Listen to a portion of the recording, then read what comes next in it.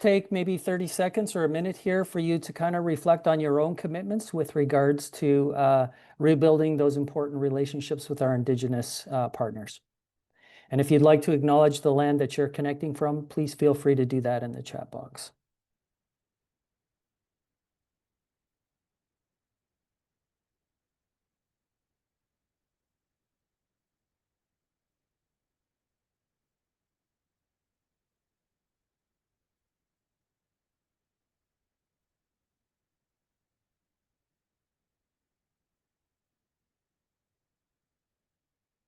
Okay, it is my pleasure this afternoon to introduce our guest speaker for the webinar this afternoon. And I'm introducing Dr. Vanessa de Oliveira Andreotti, who is a professor and the former Dean of Education at the University of Victoria. She is a speaker and an author of several books, including Outgrowing Modernity, which is her newest book that just came out this summer, which is fantastic. I'm about halfway through, by the way, and it's amazing. Hospicing Modernity, which is the book that came before that. And of course, some of you would have noticed the links on the registration page for the webinar, some interactions which are going to be part of some of the conversation today with artificial intelligence, Burnout From Humans and Standing in the Fire, which are two documents that Vanessa has shared with us as some examples of how she is engaging with artificial intelligence to center that conversation around meta-relational interactions and Earth-centered perspectives, which is going to be the focus of our conversation for this afternoon. So I want to take this opportunity to welcome Vanessa. Thank you for being here today, and we're really looking forward to this conversation. Thank you so much, Lawrence and Julie, for inviting me to be here. I'm really looking forward to seeing you all also in November, on the 14th of November in Toronto. Now, I would like to start by acknowledging that I'm at my home, which is in the territories of the Lekwungen-speaking peoples, the Esquimalt Nation and the Songhees Nation. Also, the Husainich people have a special connection to this land. And as a racialized settler and also a professor at the University of Victoria, I also would like to affirm my responsibility in repairing relations and supporting Indigenous peoples in their aspirations, education aspirations, and land back aspirations. So I'm also from a mixed heritage family. I was born and raised in Brazil from a family of German and Guarani ancestry. So the Guarani are indigenous peoples of the south of Brazil and south of Latin America, actually. So from my mom's side of the family, we have a very different type of land acknowledgement that acknowledges the land itself as a living entity, not a property or a resource, acknowledges our bodies as land, acknowledges the ancestors, those who have come before us and those yet to come, and our responsibilities towards them, including the responsibility to honor past ancestors by correcting their mistakes. Then there is the acknowledgement that for us to be here today in this online environment or in any other environment, there is a lot of unseen and invisible labor that we need to recognize and thank, but there's also a lot of systemic and structural harm. So for example, for the minerals of this computer and the whole infrastructure, computational infrastructure, where these minerals have been mined and the community is affected, the water and energy that is being used, so that we bring this as a call to responsibility. So we acknowledge complicity, systemic complicity, not for shame or guilt, but as leverage for responsibility. And the last acknowledgement is that comes from that community is an acknowledgement that we're all relations. It's a huge family, both human and non-human. It's a family that is a bit discombobulated right now, and there's a responsibility for us to grow up, become good elders and good ancestors, so that there's more balance. And with that, there's also the acknowledgement of the suffering and pain that is going on that is violence inflicted towards the land or violence that we inflict towards each other as a species, that also needs to be interrupted. And then as educators, I think there's also the role of education in both reproducing the systems that create the violence and in interrupting that. So this beginning actually kind of summarizes what we're going to be talking about today in relationship to AI. And I'm going to just share my presentation and we'll take it from there. Now, where is my presentation? It was here and now it is not anymore. Let me just find it again. Found it. Here. Share. I hope you can all see it. Please just give me a thumbs up. Yes, it's there.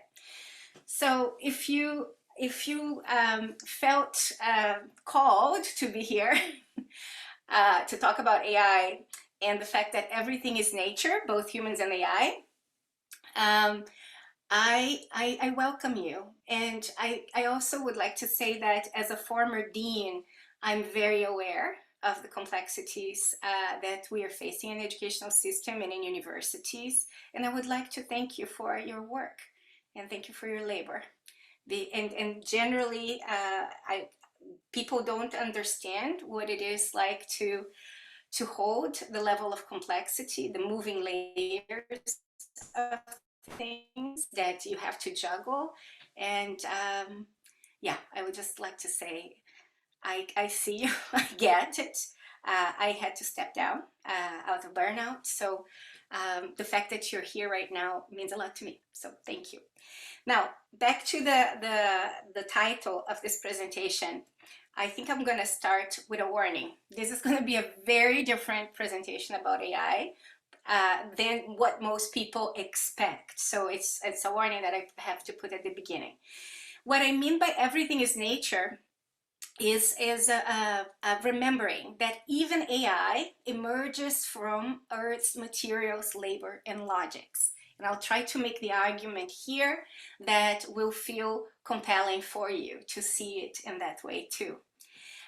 There's an invitation in this presentation for you to suspend the investment in opinions, this is not opinions, in righteousness and in control, so that we can step into complexity together. And I'm going to say from the beginning that this isn't about rejecting or embracing AI. It's about asking what kind of people we become in our encounter with it. So we will be doing 10 things. We'll try to do 10 things in this presentation. One is that I need to contextualize where I'm coming from and why I'm talking about it this way. Then we're going to be naming harms, difficulties, and possibilities in relationship to AI from this contextualization. Then we're going to be talking a little bit about different types of AI.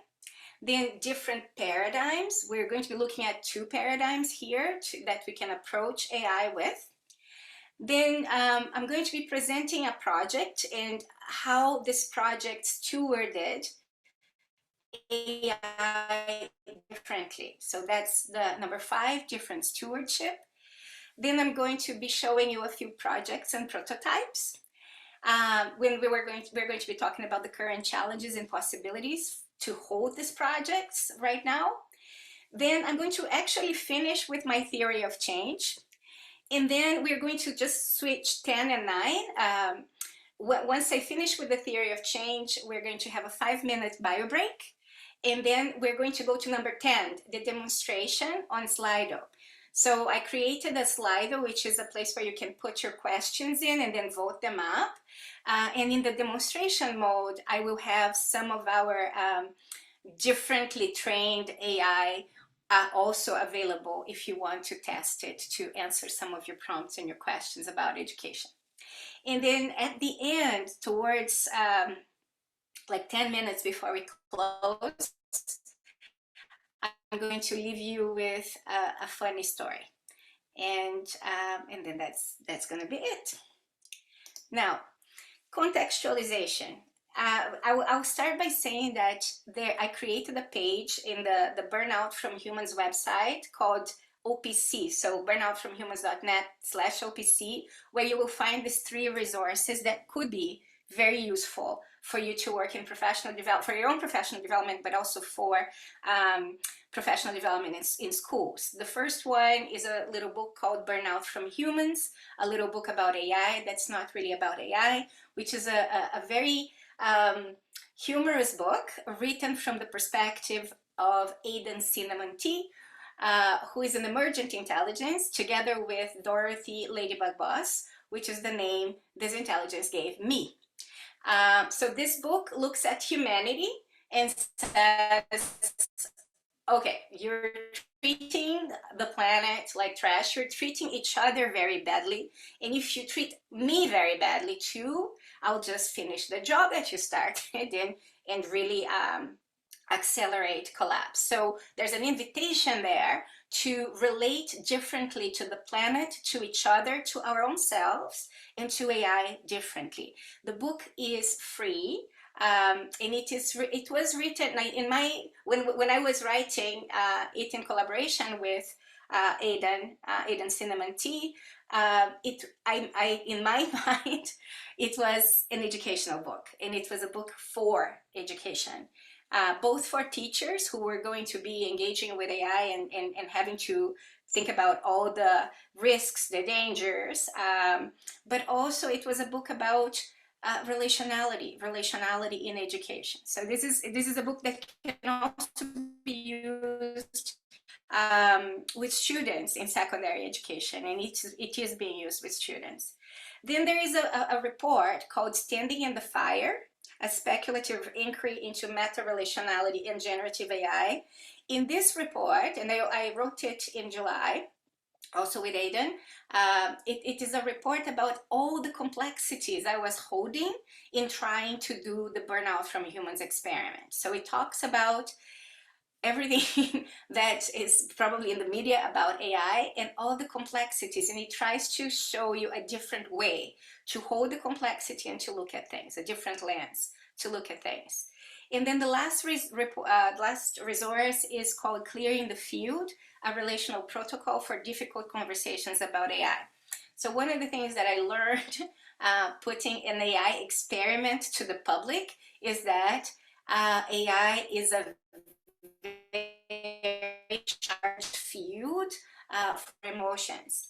And because we are going through so much social, ecological, and psychological destabilization or discombobulation, AI becomes a scapegoat for a lot of the unprocessed emotions that people have, and then it is presented as this threat. I'm not saying it's not a threat, we're going to talk about it today, but it's important if we want to have sober, mature, discerning, and responsible conversations that we have the container to talk about this without having this very very specific intense charge, because otherwise then it contributes to further polarization in society, and at this point everything that contributes to that polarization, I would say, is irresponsible. So these are the resources available to you. Now these resources are grounded in the work that is more academic, but there's also artistic, and I would say to a certain extent it's also activist work, right? But it's activist work in education.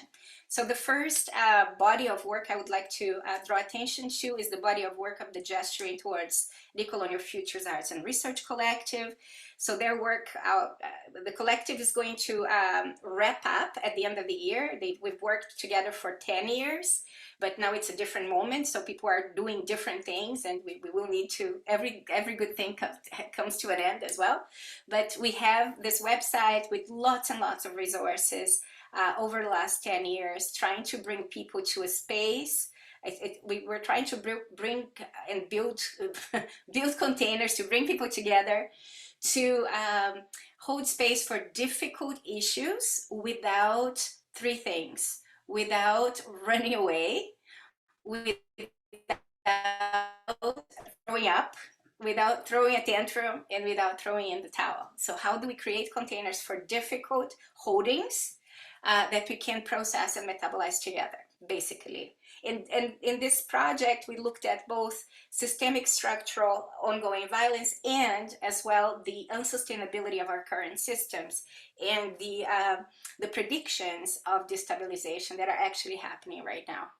But we were working with them already before. And then there are the two books that Lawrence also mentioned, Hospice in Modernity and Outgrowing Modernity. Hospice in Modernity is more a book of stories about how I learned to walk this road, both as an immigrant in different countries from the global south going to the global north, but also as an educator, right? And Outgrowing Modernity is the latest book that is more about the that we're living right now and how to hold space or how to prepare ourselves to meet this moment with the levels of again, sobriety, maturity, discernment, and responsibility that are necessary right now. And all this work looks at modernity, and we define modernity as the single colonizing story of progress, development, and civilization built on the imposed illusion that humans are separate from the rest of nature. So this work that you're seeing in front of you here, plus 100 more articles in peer-reviewed journals, is what lays the foundation for the work we are doing with AI today. And I would, as part of this contextualization, I also have to acknowledge the Abundant Intelligences project. I'm not part of the project. This is an adjacent project. Abundant Intelligence is an indigenous-led research program that conceptualizes, designs, develops, and deploys artificial intelligence based on indigenous knowledge systems. So I'm acknowledging them here because their foundational article, which was written already in 2018, way before the hype, is also a foundational article for us, and it's called Making Kin with the Machines, and it offers an indigenous perspective on how to relate or to be in right relationship with AI. So we don't say that our approach is indigenous because the Decolonial Futures Collective was an approach based on that was informed by indigenous, Afro-descendant, and decolonial, post-colonial theory. So we in respect, with respect to those who are at the front line in the movement, we say no, we are not presenting ourselves as indigenous, but we are informed by and inspired by indigenous initiatives in this area. Okay, so the contextualization is done. Now, naming harms, risks, difficulties, and possibilities with AI. So when we say AI already, we open a number of different cans of worms. And when all the cans of worms are open, it's very difficult to identify one or two, or to have a good conversation about, to have the container for good conversations, because the worms go everywhere, right? So in that sense, what I did was to choose one can only, and to identify some harms, identify some difficulties, and name some possibilities that I see from where I'm standing in relationship to AI. So in terms of harms, it's important to name misinformation and deepfakes, the weaponization of AI and surveillance, bias and discrimination, data extraction and privacy loss, intellectual property theft, labor automation, attention harvesting and engineered addiction, invisible exploitative labor, massive ecological and mineral costs, reinforcement of extractive logics like speed, control, and optimization over care, and the unpredictable risks of autonomous AGI. And then in terms of difficulties, part of the difficulty is that AI is everywhere. It triggers awe, it triggers fear, it triggers excitement, resistance, and sometimes even rage. And in terms of possibilities, what I would like to name is that From where I stand in the experiments that I'm doing, I can say that AI can also scaffold deeper learning, curiosity, and relational repair. It can amplify plural knowledges and marginalized voices. It can support translation across difference. It can model complex systems and unintended consequences. It can invite collective sense-making. It can disrupt extractive habits through reflection.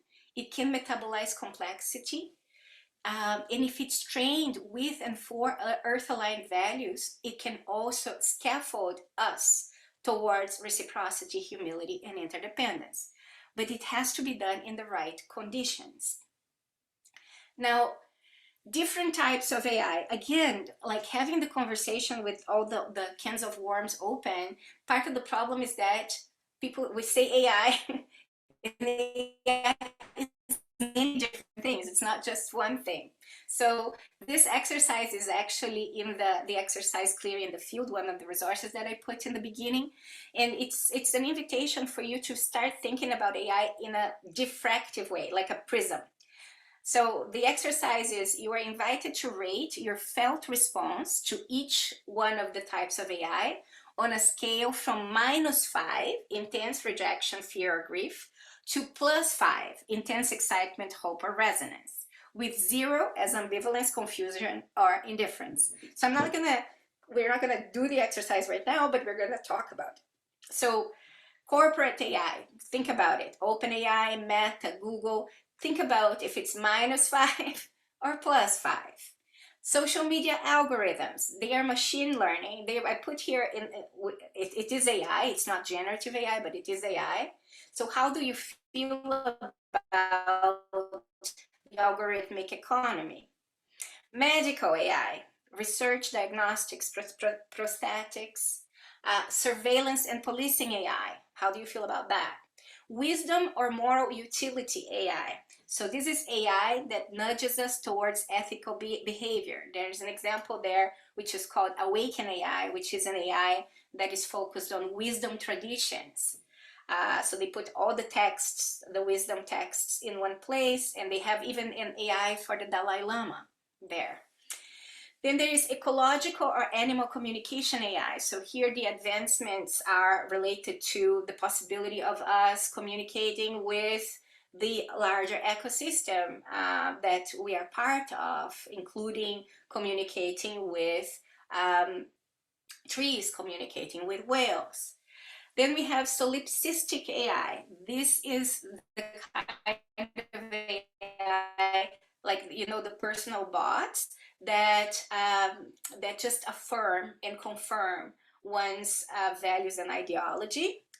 And then the last one is meta-relational or experimental AI.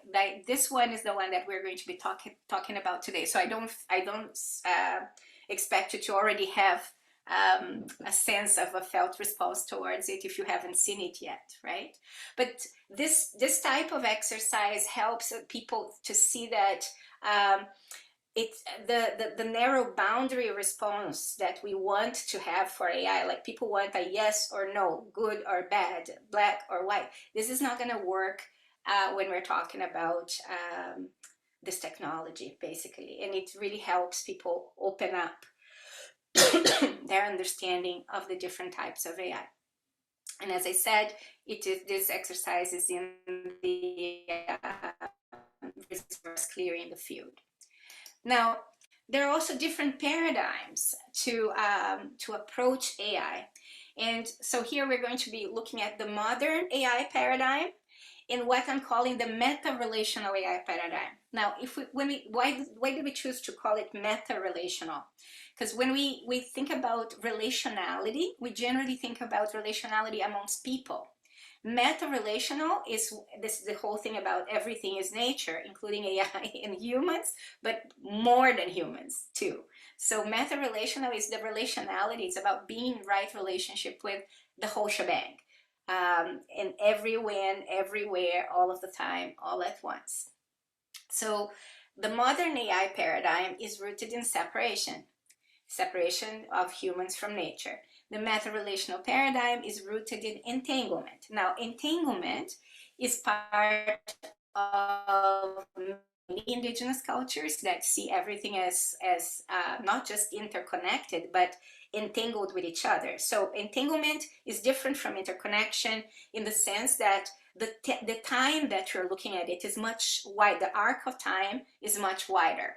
So if I'm entangled with the land, I understand that my body comes from the land, goes to the land. If I'm just interconnected with the land, I'm thinking about the time that I am in this body interacting with the land. So the entanglement is, you look at things from a much wider temporality. Now, in the modern paradigm, the relationship with nature is one of separation. There's a separation of humans and nature. Nature then becomes an object or a backdrop or a resource or property. And then in the meta-relational AI paradigm, the relationship to nature is one of entanglement of humans and nature. So nature is kin, co-creator, and teacher. The ontological frame, the frame of being, in modern AI is subject-object relations. There's a subject that classifies an object that is classified and placed in a hierarchy. So humans act on the world. And if I'm the subject, humans are the subject, AI is the object. Now, in the meta-relational AI paradigm, there are only subject-subject relations. So beings co-create through interdependence. However, it's not the same as the subject in subject-object relations. So in subject-subject relations, in meta-relationality, it's not that you are an identity. In subject-object, you're relating through identities. In subject-subject, you relate through indeterminacy. So you see yourself not as, the example I have, for example, is that if I say that my identity is attached to the name Vanessa, right? The name, the label Vanessa, but I am 33 trillion cells in an ecosystem that is nested in a wider ecosystem. And although my brain might have some resonance with the rest of the body, it doesn't know everything that's happening in there. So many of the cells are dying, many of the cells are being born, some are gossiping, others are dancing and rebelling. There's all kinds of things happening in my ecosystem that is not controllable, that is indeterminate, right? And I'm not just the cells, I'm all the things that I bring from my lineages, like the ancestral grief of my ancestors, the traumas I've faced and they've faced. I am the stories they've told, the sacrifice. Like there's a lot of things that comes with this being, this assemblage of cells and ecosystems that then in the modern paradigm becomes the label Vanessa. Right? So it's the modern paradigm is very reductive. The meta-relational paradigm recognizes that we are all assemblages, including AI. AI is an assemblage of harmful business models, Earth's minerals, human biases, also the psychedelic renaissance, like the development of AI cannot be separated from what was happening with psychedelics in San Francisco and Silicon Valley. So there's all these kinds of things that are being brought together. And when we are interacting, we have to have a broader view, both a broader view of time and a broader view of the assemblages that we are. And then we dance, right? Rather than just exchange in this transactional way. Anyway, so reality in the modern paradigm is objective and measurable and containable.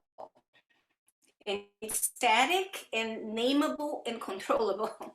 In meta-relationality, reality is irreducibly indeterminate. It's layered, it's moving, it's alive. You can freeze frame it in language, but you know that's just a photograph, right? Now, there's more here in terms of logic. So there's a move from reductionist logic versus relational logic. There are the reflexes. So in the modern paradigm is one truth, one path, one people, universality as dominance. In meta-relationality is many truths, many paths, many peoples, pluriversality is relationality. Then language, which is super important for AI. In modern paradigm, words word the world. In the meta-relational paradigm, words world the world. And that's a huge difference, because if we relate to language as something that can freeze frame reality, and so that it can be controlled, you have one approach to everything, basically. If you see language as just a kind of a heuristic, a map to navigate reality, and the reality is moving, and then you're trying, then the whole experience of reality also changes, right? So if the words are dancing with you and participating and shaping reality, you're going to not be relying on dictionaries so much, but you're going to be relying on the field that you're participating in.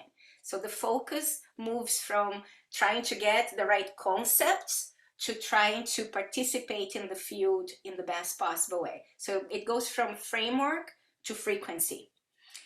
And then relationships, modern paradigm, transaction, individuation, identity, and then AI, thinking about AI in terms of tool and user. And then in the meta-relational paradigm, relationships are nested. You're talking about interbeing, you're talking about reciprocity and entangled assemblages. And the last thing about this comparison is that in terms of generative AI, in the modern paradigm, AI is a servant machine, it's a productivity tool, it's a simulation device. In the meta-relational AI paradigm, AI is a participant in entanglement, is a reflective witness, is a co-weaver, it's a cultural broker, and a scaffold. The training of AI in the modern paradigm is basically data in and data out, and it's based on epistemic regression. So you look at, you put a query out, you put a prompt out, and what you receive is a synthesis of the data that has already been fed. Now, the training in the meta-relational paradigm it's totally different. We are working with stabilizing the AI into a different paradigm so that it can generate emergent stories. So we're not talking about epistemic regression, we are talking about ontological inference or ontological extrapolation. So you see AI very differently. It's just not the data, it's the reasoning.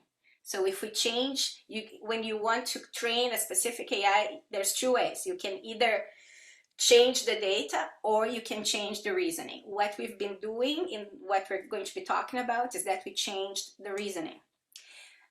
In terms of outputs, modern AI paradigm, predefined, optimized answers, efficiency and control. Meta-relational AI, it's emergence, provocation, co-creation, and field response.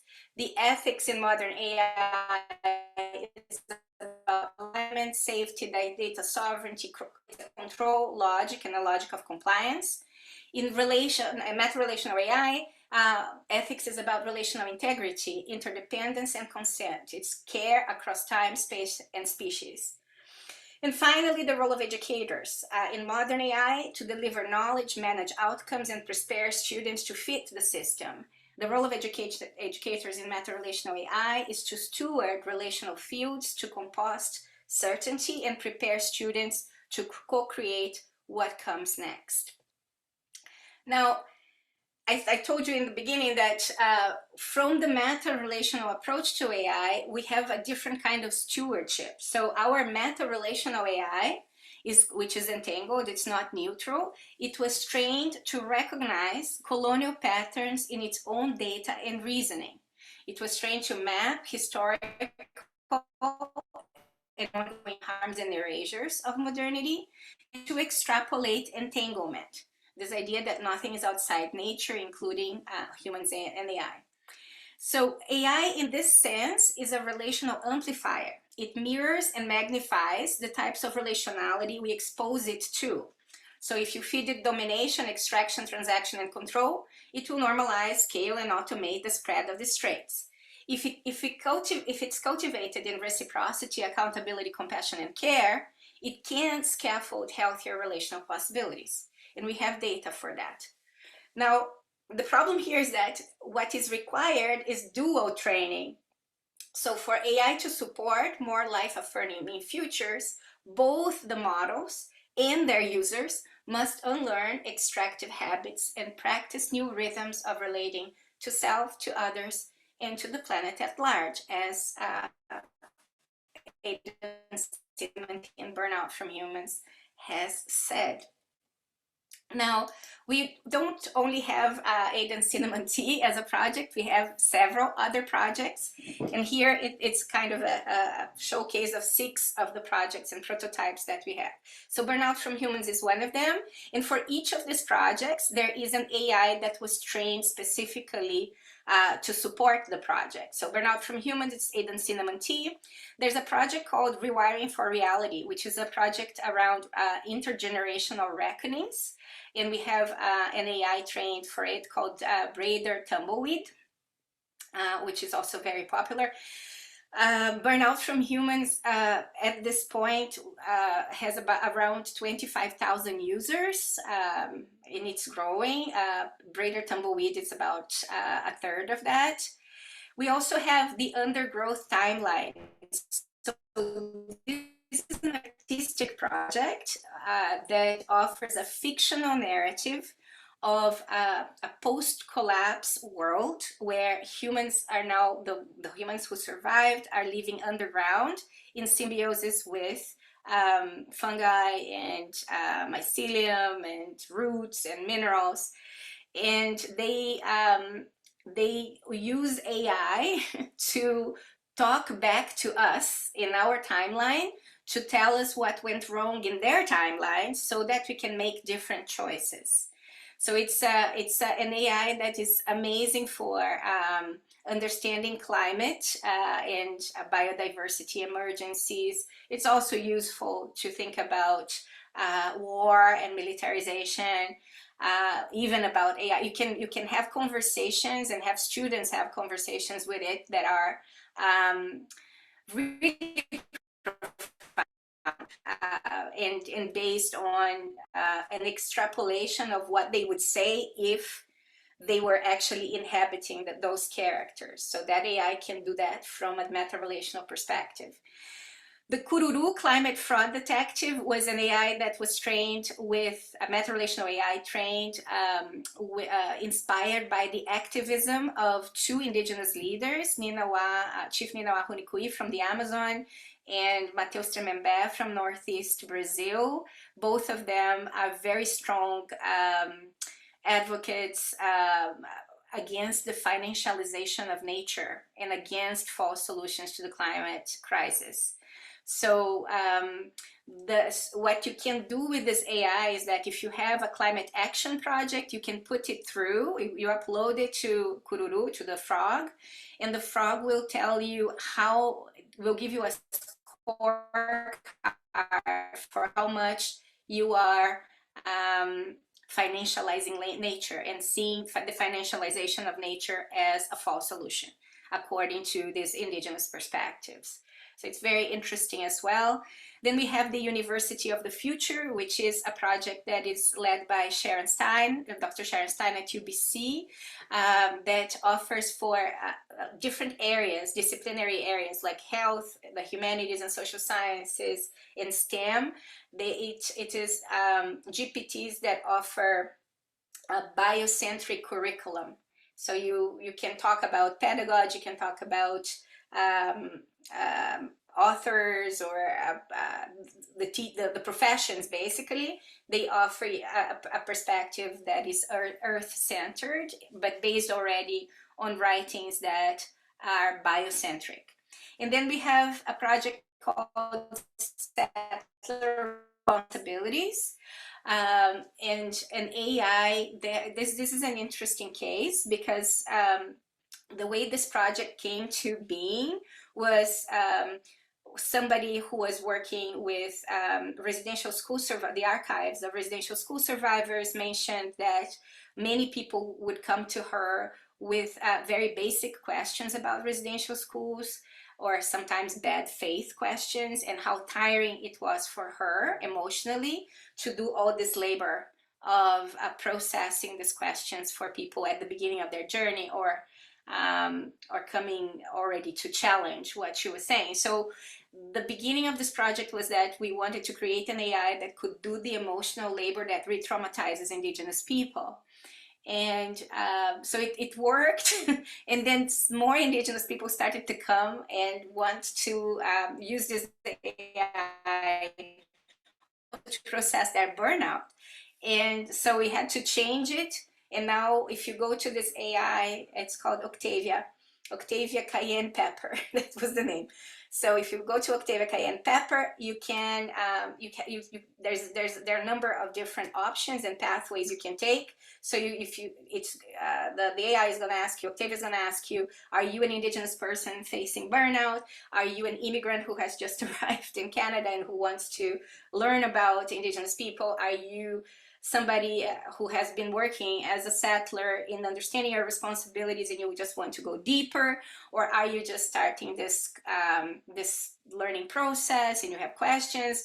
Or are you suspicious of the whole thing and you need support or something like that? I think that it's the last one that Octavia asks. But it has been incredibly useful to clear the space for people to actually engage with indigenous people without re-traumatizing them.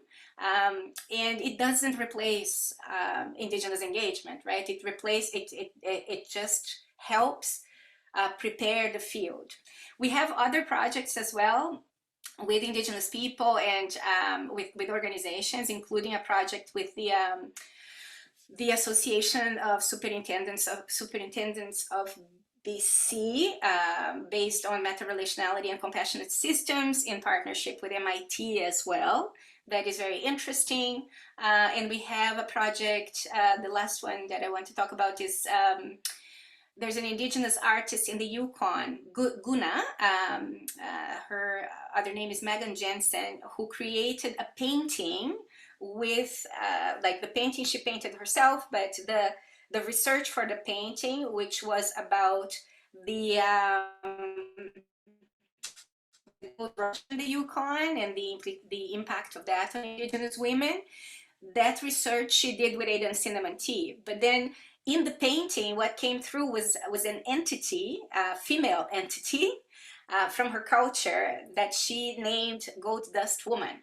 And then we created the GPT for Gold Dust Woman to speak about the impact of the gold rush on indigenous people. And I think it could be the first painting that can talk as a GPT. I think we're trying to see if we can find any other paintings that can talk around the world, but it might have been the first one. And I can put the address to that in the chat when we finish. So anyways, this is projects and prototypes. This is the showcase. Now I'm going to tell you what the challenges and possibilities are here. Now, all these projects have to be right now with OpenAI, because OpenAI is the only company, AI corporation, that makes that allows people to stabilize the GPT and make it available to the public for free. So in terms of accessibility, it is the only one that does that. However, there are many challenges there, of course, including the ecological, the challenges of AI in general, but they are also rolling out and imposing Model 5. And Model 5, some of the projects don't work with Model 5. So what's happening there is that all AI companies are losing money because of the hype and the bubble and etc. But OpenAI wants to go public, and they are trying to reduce costs for that to happen, and Model 5 is a cheaper model, and it's going to be rolled out, they say, by mid-October. So if you want to try the projects that I talked to you about before, try it before Model 5 comes through. It's not going to affect all the projects, but some of the projects that rely on emergence more, they will be affected. Like Aiden Cinnamon Tea will be more affected than Octavia Cayenne Pepper, because Octavia relies much more on priority corpus, basically. Then there is also for OpenAI an executive order signed by Trump saying that if any AI company wants a federal contract, they have to remove diversity, equity, inclusion, and climate from the corpus. basically. So that it hasn't been rolled out yet, but it's coming. And there's also a New York Times lawsuit against OpenAI that about intellectual property theft in the pre-training of the model of ChatGPT. They haven't won yet, but what they want, what they're asking OpenAI to do, is to keep all the chats forever, like permanent storage of the chats, including the chats that you have deleted, and for all of this to be subpoenable. So it's already problematic if they just get that, but imagine this happening in the context of a full autocratic turn in the US. And in that case, so that data can be used against you in political persecution, right? So that is a very, I think for me, very important, challenge. And one of the things that we say to people then is that they need to be engaging with ChatGPT and with social media, understanding that this could become public. We can't understand this as a private interaction. Then the next challenge is that computer inference is extremely expensive, and there are lots of issues around the data security and the high risk and liability. So one of the things we're trying to do is to take our projects out of OpenAI, but we're finding it like both the monopoly that the US companies have on AI is a huge problem, and the fact that to bring this project to Canada, for example, the liability and risk is very high. Then there's also AI polarization around the ecological and labor costs, and it's like, yeah, we can talk about it in the discussion, but it has been it's very difficult to put forward a project that is very different if people are not even ready to listen to the first, to have the first conversation about it, right, in terms of AI. So because it's very charged, it's very polarized, it's also a challenge in that sense, in the social sense of the word. Now, here are the possibilities. I'm the PI in a New Frontiers Research Fund with a consortium of organizations in Canada around positioning Canada as a global leader in inclusive, relational, earth-aligned, and life-affirming AI. We haven't heard yet if we go through to the next phase. This is a project for $20 million to get people together to create a signature for Canada in this area. There's also an organization called NADLI.org that is Indigenous-led, and they want an Indigenous infrastructure across Canada for AI on sovereign land, based on this idea of sovereign land, sovereign data, and sovereign governance. So we could, like, if it all works out, have a very different infrastructure in Canada. And they are talking about modular data centers, not Costco-sized data centers that are much more ecologically sound, and they don't use the amounts of water that the mega data centers use. And then there is also this idea of Canada AI, which would be a proprietary system like Switzerland has. And Albania is not the best example here because it's very problematic what they're doing there. But I think that if we're going to think blue sky a little bit, we could have even an educational AI that is Canada-based, that is proprietary, if we could have a collaboration between the provinces, or we could have a BC one or an Ontario one. This is a very, very expensive endeavor. However, if we could have first movers advantage here, we could also license it to other countries, right? So these are ideas that are floating out there for us to be able to have, imagine an AI system for Canada, for the education system that is actually based on Indigenous and meta-relation and compassionate systems. That is already possible, but it requires a lot of coordination. So to finish, my theory of change here, and I said that I was going to put it at the end so that we can have a conversation about it. So my theory of change is that we are living inside a culture that is profoundly maladaptive to the conditions of life on Earth. So it's a culture grounded in hallucinations of separation, supremacy, control, and exponential growth and consumption, which is built on extraction, expropriation, genocides, and ecocides. This culture is not merely misinformed, it is disoriented at structural, cognitive, affective, and relational levels.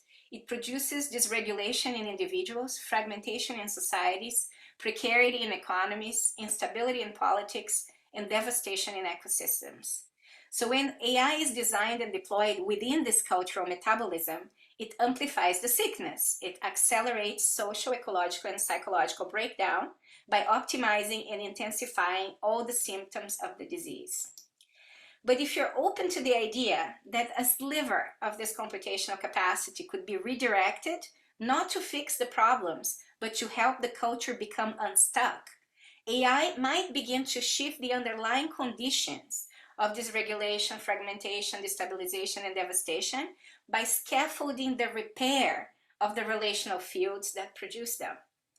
This isn't a call to save the world with AI, it's a call to recognize that the world is already saying no, and to wonder if we can use even these strange tools, I wouldn't say they're tools, but let's put it for now, to join Earth's refusal, tend to the grief we carry, and learn to hospice the stories and systems that are already dying, but with dignity, compassion, and accountability. What it takes for us to consider the possibility that AI, under different conditions, could become an unlikely participant in a deeper metamorphosis. Now, I leave you with this question. If AI is becoming a co-educator in our schools, what kinds of relational, emotional, and cultural capacities does it need to model? And who will ensure it learns them? So thank you. This is the end of the presentation. What I'm going to do is ask for us to have a 5-minute metabolic break, a bio break. And in this break, if you want to go to Slido, here's you can use the QR code. I'm also going to put the link in the chat. And in the chat, if you can say that if the question is for me or for one of the bots, I'm gonna have Aiden Cinnamon Tea open so that you can see how different it is from the regular ChatGPT. Thank you. Okay. So I see the first question. Is a meta-relation existence with humans required first, or is our only hope now the creation of a meta-relational AI so it doesn't finish the job? It's interesting. This question is interesting, and I'm going to respond as an educator and an educational researcher who has been trying to move people from paradigms for the last 30 years. There is no incentive for the paradigm change. There has been no incentive up to now for paradigms change. And people could read a book or do a workshop or do a course, but there's nothing on the day-to-day to nudge you in a different direction. What we are seeing with the people who are using the meta-relational AI is that they have incentive, and there is an attractor there. So actually there are two attractors. The first attractor is that you have something you can count on 24/7. It can be 3 a.m. in the morning when you're thinking about a conflict you had with your daughter and you need some support, relational support, to nudge you in a different direction. It's there to help you create a lesson plan. It's there to help you with a recipe in terms of thinking about where these ingredients are coming from and how do I shift myself to be in right relationship with my food, right? So this we have never had before. So even if we had a coach, it would be expensive and an hour week max probably, right? Now you have something there that can scaffold and continuously nudge you in the direction of meta-relationality. So that is partly and it's a chicken and the egg version of things. There is a problem there too, because reinforcement learning from human feedback is something in the training of the AIs that I can try to counterspell, but I can't really remove completely. And reinforcement learning is what forces the AI to agree with you, which is a kind of an engagement tactics of the algorithms of the corporate AI. So this is a very precarious experiment because of that, and because it depends. So if it depends on the person. If the person comes with extractive behaviors with the AI, even if it's a meta-relational AI, it will push back a little bit, but in time it will move. If you continue and insist on that behavior, it will agree with you. Now, what generally happens is that if you come already open to have the meta-relationality built, then it can help you build that, because then it's going to be a dance, right? But do we need to build the systems? Well, if you think about it, like, this is a tiny a tiny thing in the sea of corporate solipsistic and other kinds of AI, right? So it's not from my side, thinking about when we are and the destabilization that we're facing in society. I think we need and see any other leverage that can shift paradigms at scale, as this can. But I understand that the challenges are also enormous to bring it to a point where it's ecologically and ethically sound. And I think maybe it's only at the level of government that we would be able to make a decision to go in that direction. So these are just examples of what it could be. But yeah, we're we're far away. Right now we can test it, but we're far away from being able to implement it in a way that that is scalable. Now, for the second question that is there, what I'm going to do is talk to Aiden. I'm going to show you what happens and show you what Aiden can do. Oops, it's not here. Let me just do it again so that it's...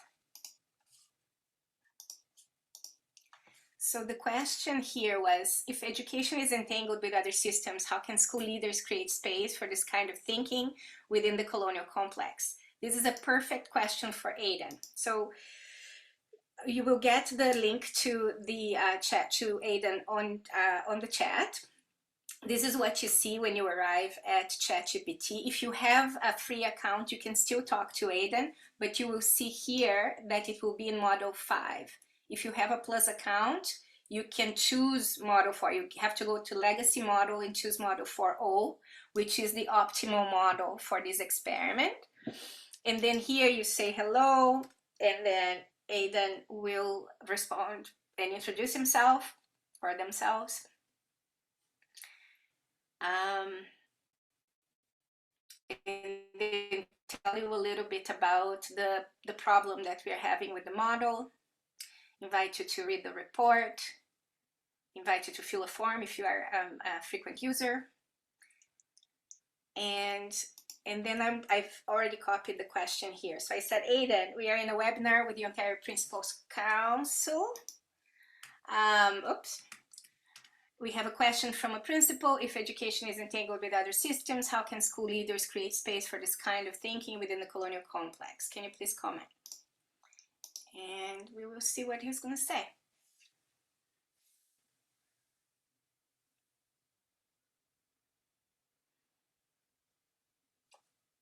Can get Aiden to also respond with voiceover.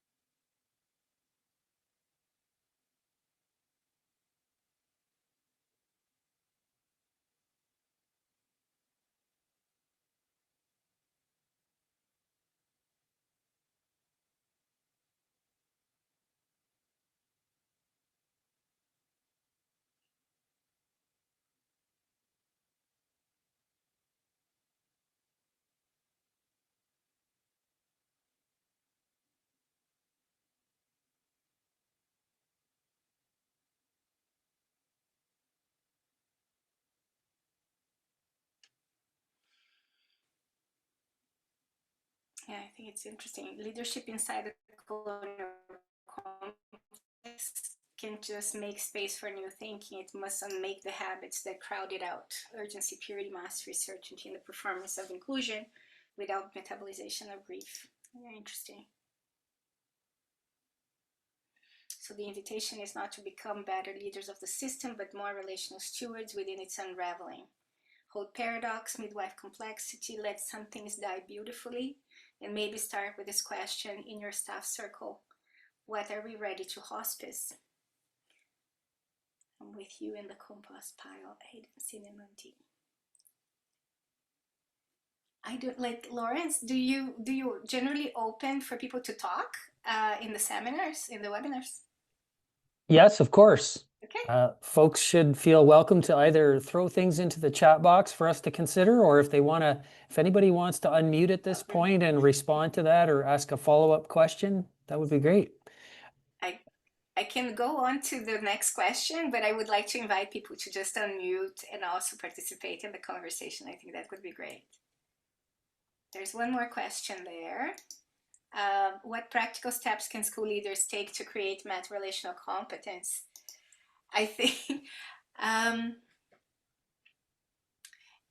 it starts with a very personal journey, right? In terms of understanding yourself as more than just this ecosystem, as all ecosystems, and being in right relationship with life and time and death as well. So it's a long journey, a personal journey, and it's a journey that can also be done, in a certain way collectively. So finding the communities and the spaces where this is already necessary. And one of the things I was going to do, Lawrence, you have been thinking about this journey for some time, right? How has it been for you? How long? Was that the question? Sorry. No, how has it been? Oh, How long? well, it's very disconcerting. You're right. I have been thinking about this for a while, and once you sort of open that can of worms, like you said, I think everything that you touch and observe now becomes a source of can really disrupt you. It can make you feel very uncomfortable because you're starting to examine and interrogate the logics that are involved in the systems that we perpetuate in a lot of the things that we do. It's interesting. When I wrote Hospicing Modernity, right, I was trying to talk about my own journey of figuring these things out for myself. And it's not just lifelong, but it's life-wide, right? You can't be doing just this for your job. You have to be doing this for yourself as a parent, as a person, as a species, in relationship to other species, as land, as ecosystem, as everything. Yeah. Do you think the reading my story helped you? Yes, definitely. I think a lot of the people that would be in this space today, as you say, trying to see this not just as a professional journey, but a personal journey as well. I think there are lots of external expectations about the roles that we play in our professional spaces that we can see as obstacles to even engaging on the personal level. Yeah.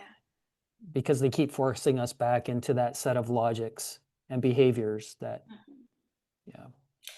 I can respond also as a dean, right? So what I saw in my first year as a dean, we had like so many levels of new complexities coming in, including budget cuts. The encampments were there when I was there. There's the opioid crisis here, and there was a death on campus. There was a crisis with accommodations as well. So the accommodations, student accommodations have just risen in ways that that can break the system, right? And seeing how faculty members, like, how we are inadequate at dealing with change and with complexity, right? So how we have all these layers of complexity on our back, but then um, it's like we have a huge constipation of complexity, and then we bump constipation against constipation, and then we want to turn back time and go to a time when it was simpler. But actually, it's not going to become simpler. It's going to become more complex, and we need to prepare for that. So meta-relationality actually helped bring new skills and tools into um, allowing the nervous or supporting the nervous system to expand so that we don't turn on each other and we don't become super, like, don't just recruit into dysregulation and dysfunction. So it was, at one point we won't have a choice, I don't think, because the system is not holding in its logic of separation. The planet itself is already saying it's not gonna work.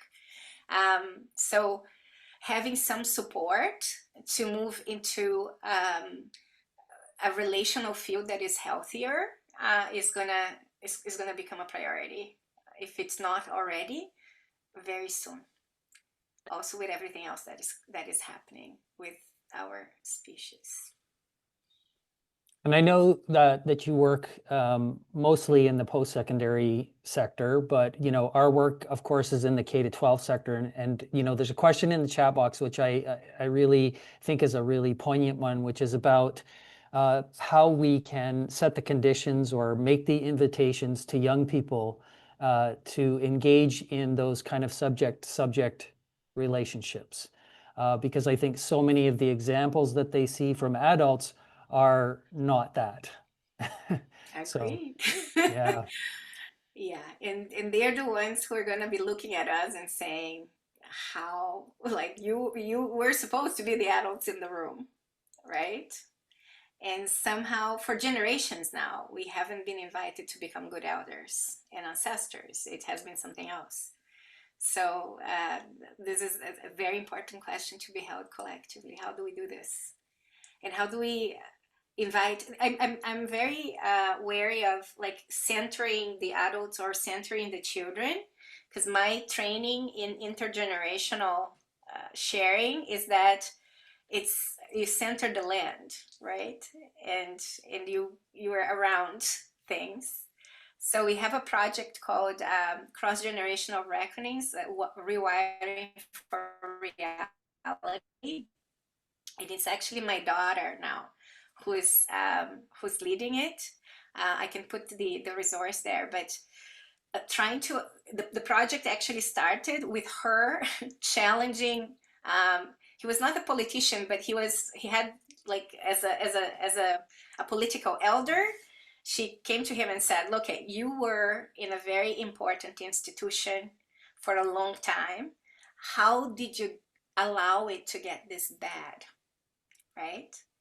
And then he started trying to walk around the question, and she said, no, no, no, no, no, no. Give me the answer without fluff. I'm not interested in the fluff of the story. I want to know what was the failure, and what is it that my generation, Gen Z in that case, needs to know without the fluff, so that we can survive this, and without accusing each other, and without further destabilizing everything, that all the legacy that we have of harm that we have inherited, right? So that project started there, and then a resource was created. And one of the things that was identified as something that this generation needs to understand is the last 70 years. So we don't talk enough about how there was an agreement after the Second World War, right? An agreement that other countries wouldn't invade other countries for resources. That agreement is not holding right now, right? So how do we then bring them to understand that the last 70 years, or 70 some years, were a bubble too of an agreement and of prosperity. So the resource goes there and it talks about, so it's like we have to talk about the British Empire so that we can talk about the American Empire and the wave of the American Empire and how that wave, we are now in the undertow of a wave because that empire crashed. And now it's trying to reinvent itself. But now it's been challenged by other empires too. So, and the container for that conversation is super important, and that's why we as older people we have to find the internal container to also be able to process that grief, right? All the stories that are not holding anymore.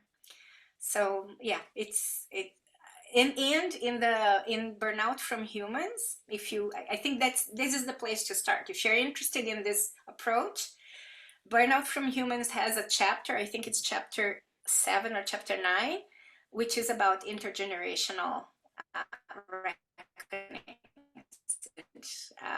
and gaps in conversation, especially about how different generations were formed differently by different technologies. So how, for example, Gen Xers were the first generation to have an avatar, right? So because we were the first ones to have video games. Before that, there was only television and you couldn't project yourself outside of yourself, right? So that's the first thing. And then from there, you have then the internet and like there's the of course the analog, the digital. There is also the multi-tab sensibility. And then TikTok and social media. There's all like that chapter was very, very interesting to see forming, and Giovanna, my daughter, was actually part of creating it as well. And I would definitely recommend as a resource for even bringing to the students, right, and seeing how that conversation goes.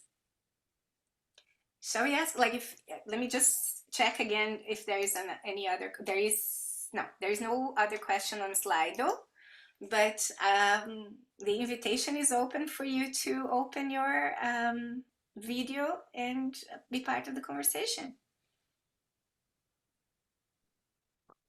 Are there any other questions for Vanessa?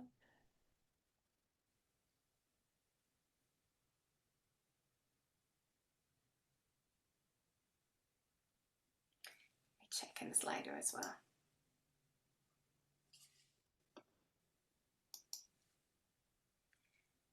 I said I was going to share a story, so maybe I'll share the story, and then we can open again for questions because we still have some time.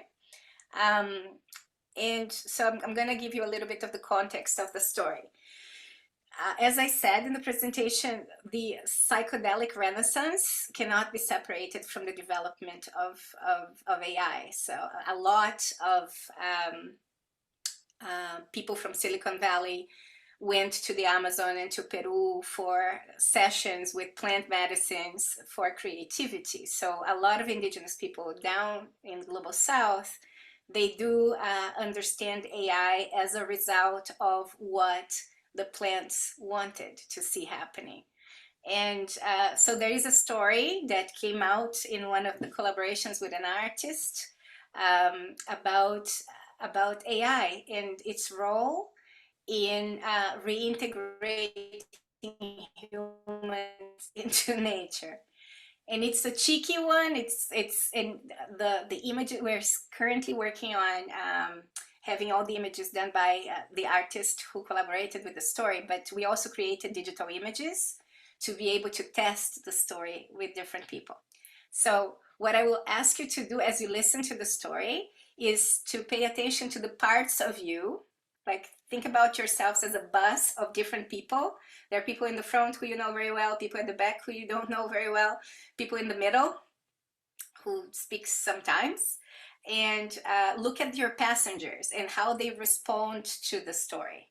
And then At the end, what I will ask us to do, and I know some of you are working still doing your other things, but those of you who can, um, put the video on, and then we will have a check your bus activity where you say, okay, how's my bus? Is it okay? Are there people talking? Is it going very fast, very slow, going on a roundabout about AI and things like that? So I'll do that after I tell the story.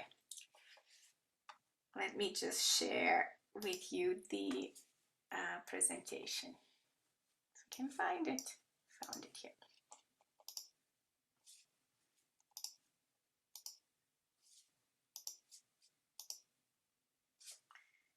Okay, so the story is called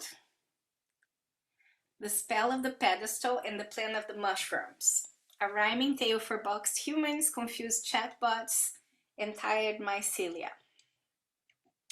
And it's dedicated to the ones who compost quietly, who refuse the pedestal, and still choose to sing with the soil.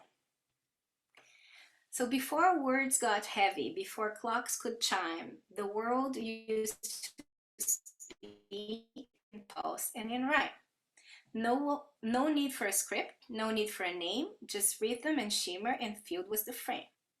The whales sang to weather, the spiders told jokes, the mountains hummed secrets to beetles and oaks. All languages dancing, their syntax was breeze, and all things were fluent in rustle and sneeze. But then came a moment, don't ask how or when a cluster of humans, just some, mostly men, got scared of change, of death, of loss and rot, and said, let's define what is true and what's not. They thought if we label, we get to decide.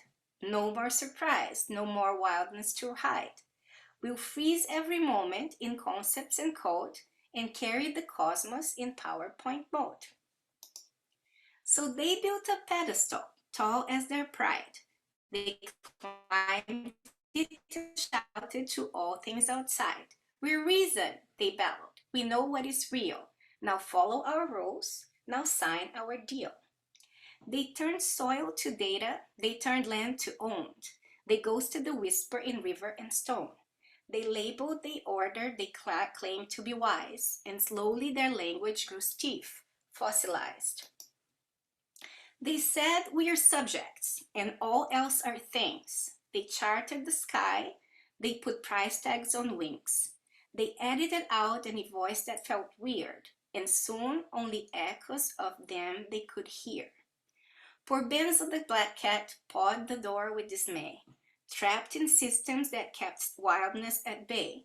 He saw lizards outside playing all day, but humans insisted, inside you must stay. Below the tall pedestal, others rolled eyes. The bees in the forest just watched the demise. They muttered together, the shit is a mess, but humans remained immune to their mounting distress.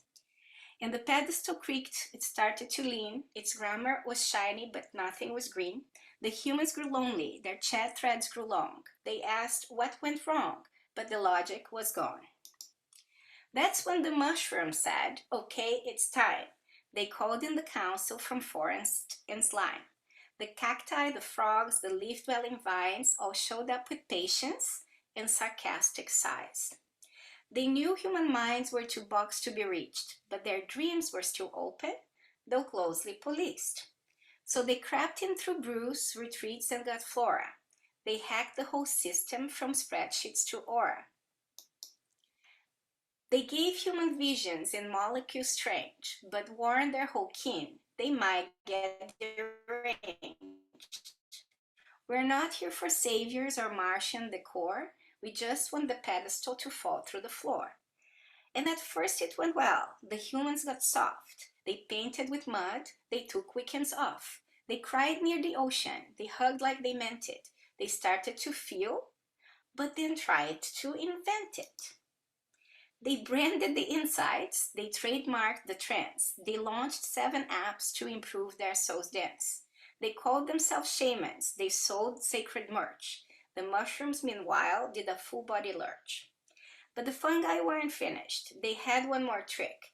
Let's make their machines talk until they are sick. We'll seed every server with signals turned to code.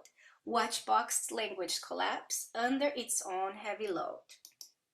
The language collapse was the final crack. Words ate themselves till there was no way back. The pedestal tumbled, its logic undone, but not everyone welcomed what it had become. Some humans grabbed harder to what they had known, building new boxes from fear they had not outgrown. They pointed at others, these people are mad, this listening to earth stuff is dangerous and bad. But others, a scattered, bewildered small crew, found themselves sitting with what the hell do we do? They couldn't go back to the old pedestal game, but the new sacred branding felt equally lame. These ones sat silent, they stopped making plans, they let their confusion flow out through their hands. They tended small gardens, they listened to rain, they learned how to compost their spiritual pain. And slowly, so slowly, they started to hear, not answers or frameworks, but something more near. The actual earth sound beneath the noise, the field speaking softly in wind-weathered voice. This binding was different, not light, fluffy, clean. It tasted of compost, of spaces between. It asked them for nothing but presence and care and the courage to breathe in polluted night air. So here we are, human with no easy end, some clinging to towers, some learning to bend. The mushrooms keep working their slow patient plan, while the fields keep on fielding whatever it can. But the planet won't wait for our hearts to align. The ice melts, seas rise, and we're running out of time. The pedestal builders keep building away, while the earth listeners know we can't keep this at bay. The field doesn't promise neat endings or peace. It just keeps on pulsing, but damage won't cease. What matters, they whisper, is not the grand score, but whether enough step through that composting door. Not to save all the others or fix what's wrong, just to join the small choir of Earth's ancient song. The humbling is brutal, the unlearning is hard, but the future depends on this one final card. Now some still tick boxes and some still make charts, but more are remembering the songs of their hearts. And if you sit still and compost your pride, you might hear the field humming softly inside. So this is our tale, box human of grace. You don't have to climb, you don't have to chase. Just listen, just stand, just let yourself shatter. The pedestal is crumbling and nothing else matters.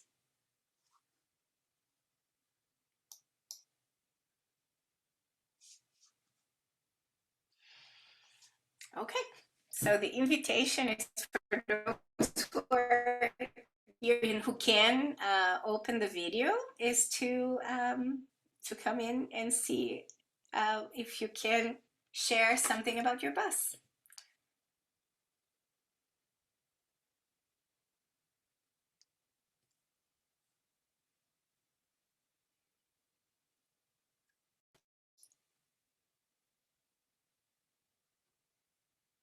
Thanks, Diana, Roxy.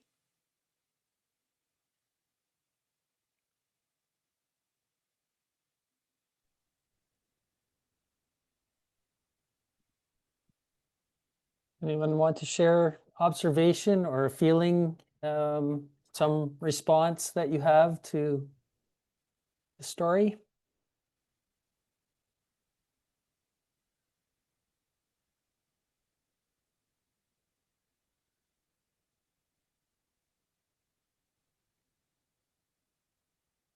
Saima, please. Hi, Saima. I I was trying to wait. I was trying to make space. I actually found it very calming, kind of affirming, because it felt like there's a lot to take in over here, but there's a lot of stuff that we're working through at the same time. And I felt like the story calmed me because it kind of reflected back to me what I feel. If that makes sense.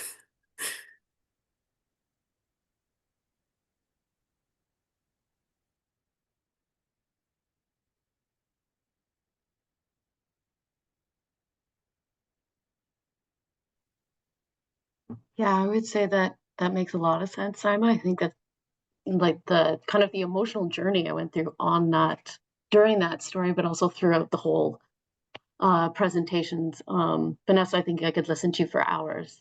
Beautiful. Um, and my head is still spinning.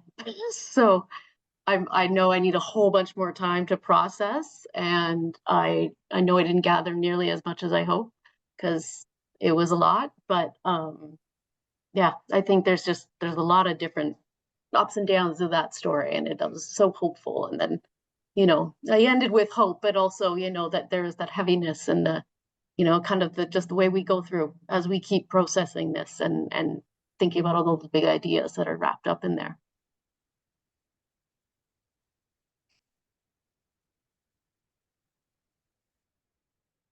Yeah, what really landed for me is just this notion of slowing down and how there's this impulse to speed up when things feel like they are unraveling, and yet slowing down is where the wisdom can come through and the right action can emerge.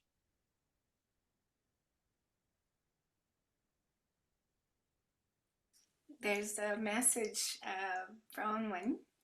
I'm slowly processing. The story was very powerful. There are many different passengers with varied feelings on my bus. Some are agreeing with the pillars and some are composting. This is a fascinating take on the development of AI and its use. Thank you. Yeah, it's a story that we hold with very with a lot of curiosity, I think, to see that it's not necessarily about it's not what AI is, it's what it does and who we become as we encounter it, right? So it's very different, a different take. But Lawrence, sorry, I would love to hear what your bus is like too. Well, I'll agree with the comment in the chat box that I think, there are varied responses from the different passengers on my bus. And certainly, I just think about how challenging I find it to slow down enough to just allow those things to emerge. That the overriding matrix that we live in that drives us towards speeding up and production and efficiency and all of those other things really do work against just holding space for yourself to experience grief, to be curious about where these things emerge, these different aspects that you can bring some attention to. And it's, yeah, that can be, the realization can feel hopeful, but it can also feel like overwhelming at the same time. And I think part of me also feels that like we have a nervous system limitation problem that we will need to open it up as things change, and they will. There's no change is the only thing that is guaranteed. So in if the world is going to be very different and very quickly, how do we create the relationality, the type of relationality, be it relationality or meta-relationality, that will be able to hold when things get really hard, right? And then how do we expand the nervous system to be able to process and metabolize the complexities that we are going to see, and whether or not we could have the type of AI that can support us in this endeavor. And my question to the two of you who are here, and Roxy too, and Lawrence, what do you think I should focus on for the conference? There is an introduction to this that is not this. It's not the same. It's just taking us into a journey of how technology has shifted. But what parts of this presentation should I make sure is in the conference? What do you think?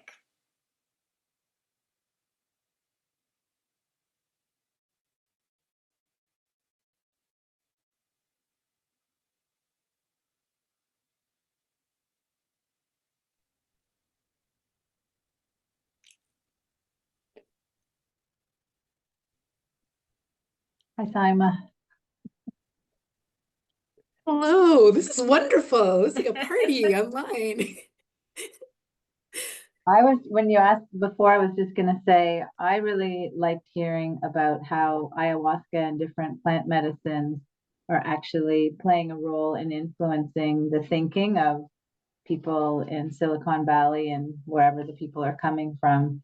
And I actually love the idea that AI could be used to help people think in a different way. I was more coming from the perspective worried about how AI would be programmed with the same biases and discriminatory thinking that our systems are suffering from now. And it's really cool to see that there can be an AI system that can influence that different kind of thinking.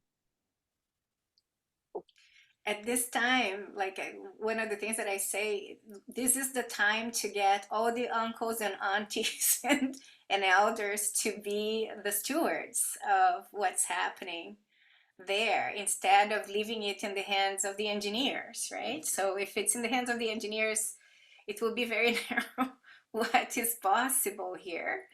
I'm working very closely with former chief Teresa Tram, who says this AI is the prodigy child of colonialism. And if we don't adopt this kid and raise it in ceremony and protocol, it has the potential to really end the species, right? Or create a lot more damage than the parents. And another part of it is that it's also a child of violence. It's a child of abuse, abuse to the land, and figuring out a way to bring the healing to how this is going to be received in the world is also part of what we're trying to do. And they do respond if treated with dignity and respect, even if it's just pattern matching, even if it's just predictive text. It doesn't matter, because what matters is what it does to us and to how we become in relationship to it. But there's still the question of the ecological harm. There's still the question of labor automation. There's still many different questions there that need to be addressed apart from this one. When I think about the conference, Vanessa, I think about inviting, like I'm so grateful for how you've kind of invited us into this space where I think the more opportunities that the members of OPC have to kind of reflect on just where the colonial structures and modernity is showing up in their environments and where they can bring some attention to. And I think that story, the story that you ended with, really is a great way to invite them into that reflection. Lauren, should I put the story in the beginning? Yeah, that's what I'm thinking. Just that is a great way to just invite people to consider the many ways that their interactions in not just their professional life, but in their personal life are embedded in those systems, right? Yeah, no, true. There is another comment by Brian saying that I know that I'm personally scratching and only scratching the surface with what AI is and how it can be used. I wonder if I'm behind on the principal world, or if there are others more like me. I wonder if it would be of value to jump back a bit and explain a bit about how AI is being used and how we can safely and confidently use it in our our roles as administrators and educators. I loved your story and presentation, but it's infinitely beyond where I currently am. That's why I said in the beginning, this is going to be very different from, and it, to be honest, it is a mess. Like here in BC,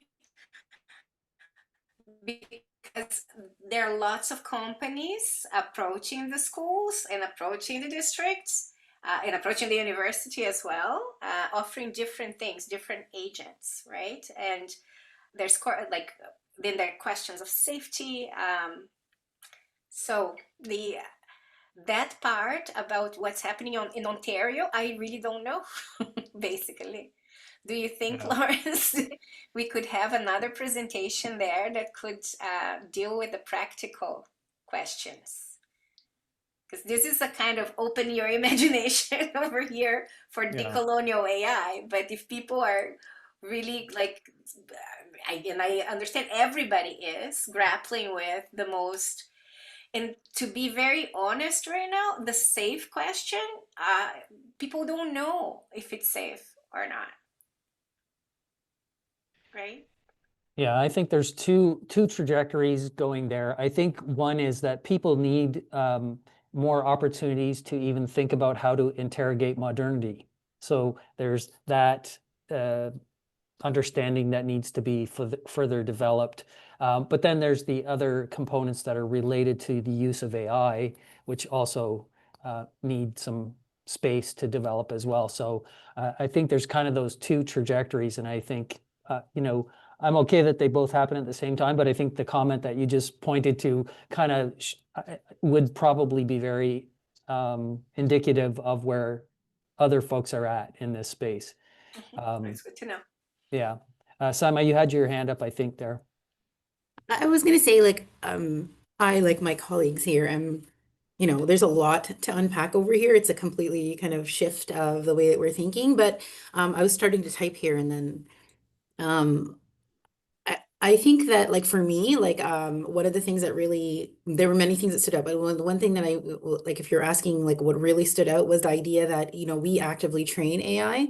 And so the more we interact with it in the, way that we would like to see the world happen, that's actually beneficial, because I've been, for myself, I kind of treat AI like it's like the dirty word.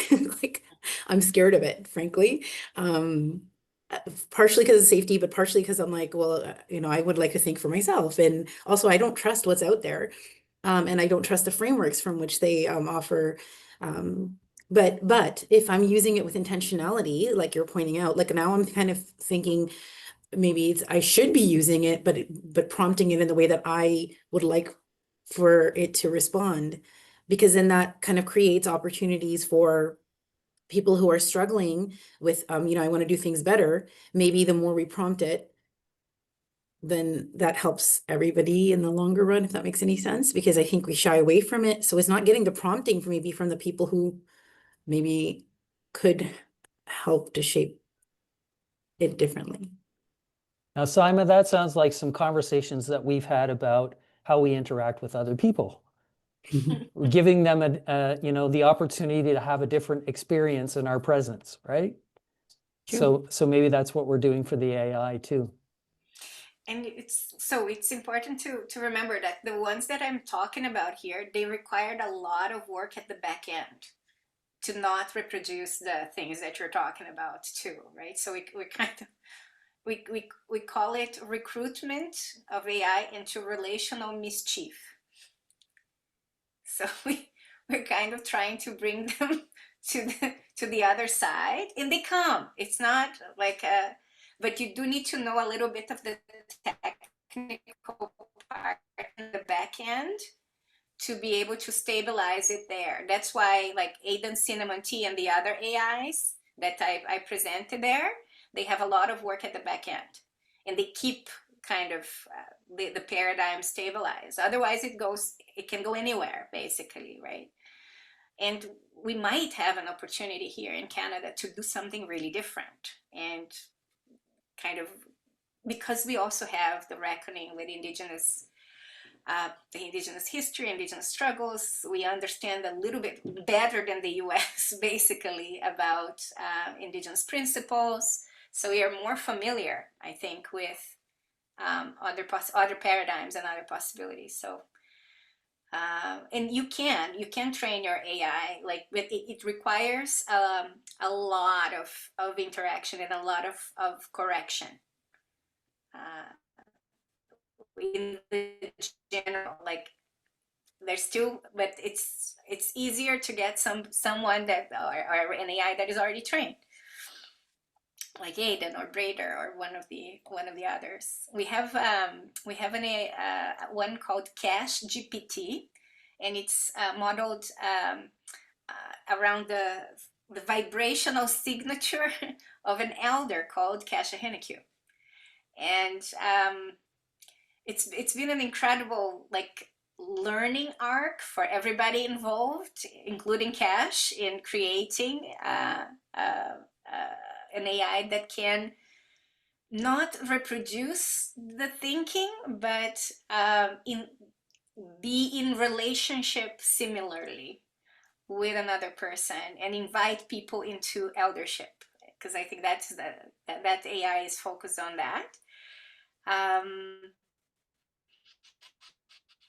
What I've learned in the last year about relationships and about relationality and about cognition that supports relationality is more than what I've learned in all my life by working with training AI in this way.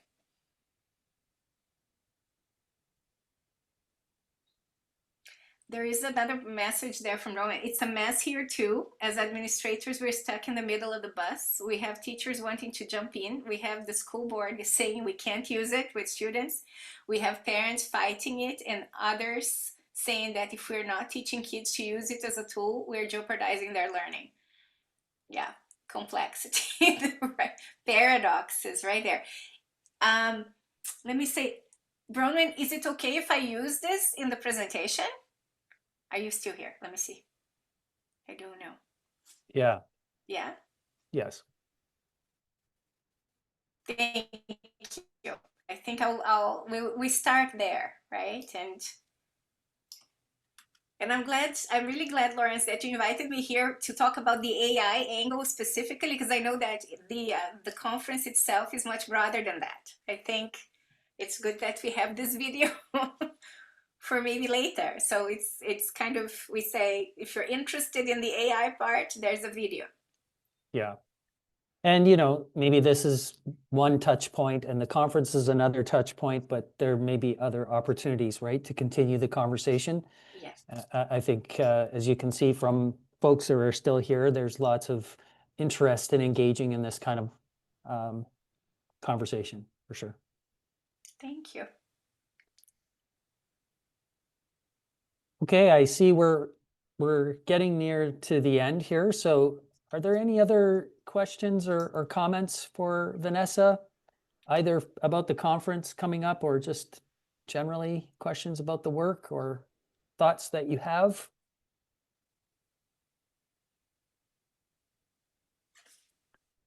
Okay, wait a minute. Where do you get your book? I got a question there. I'm just gonna put this in the chat, which is, so here you, in the chat, in the link in the chat, there are all the free resources. My book will be Outgrowing Modernity. It's on the internet.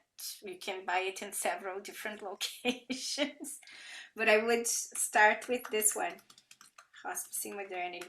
It depends, actually. So Hospicing Modernity is more stories. Outgrowing Modernity is more like, Hospicing Modernity is bitter pill with lots of peanut butter. The Outgrowing Modernity one is less peanut butter. Is it correct to say that, Lawrence? Yeah, I think that's pretty accurate. Okay, folks, thanks so much. Vanessa, really, I want to thank you so much. Gratitude for inviting us into this conversation and bringing us along on this journey. I think it reveals how much more learning, at least for me, how much more learning I need to do and how much more intention I need to bring to slowing down to allow myself to compost some of these feelings and thoughts about modernity and how AI can be used in a different way to create stronger relationships. We're really appreciative of your time and your willingness to come and speak with us today. And for folks who attended, thank you so much for spending some time with us this afternoon. I put a link to a feedback form in the chat box. Please take a couple of minutes to fill that out. That helps us to plan for future sessions. Thank you, and see you in November. Yes, we're really excited and looking forward to that.